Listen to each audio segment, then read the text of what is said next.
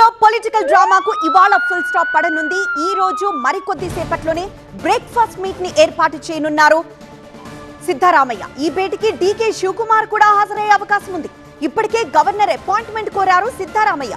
మధ్యాహ్నం 3 గంటల తర్వాత గవర్నర్ ను కలుస్తారు సిద్ధరామయ్య. రాజీనామా లేఖను గవర్నర్ కి ఇవ్వనున్నారు. ఆ తర్వాత సీఎల్పీ నేతగా డీకే శివకుమార్ ఎన్నుకోనున్నారు ఎమ్మెల్యేలు. సీఎం పదవి నుంచి తప్పుకోవాలని సిద్ధరామయ్యను ఒప్పించారు రాహుల్ గాంధీ.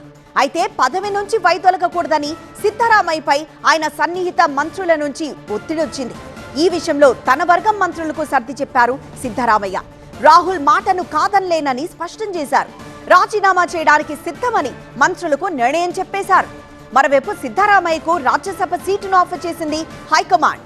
అయితే రాజ్యసభ సీటును సిద్ధరామయ్య తిరస్కరించినట్లు సమాచారం. సిద్ధరామయ్య రాజీనామా తర్వాత సీఎల్పీ సమావేశం ఏర్పాటు చేస్తారు. ఆ సమావేశంలో డీకేను శాసనసభాపక్ష నేతగా ఎన్నుకుంటారు కాంగ్రెస్ ఎమ్మెల్యేలు. సీఎం పగ్గాలు చేపట్టబోయే ముందు కర్ణాటక పీసీసీ చీఫ్ పదవికి రాజీనామా చేస్తారు డీకే శివకుమార్.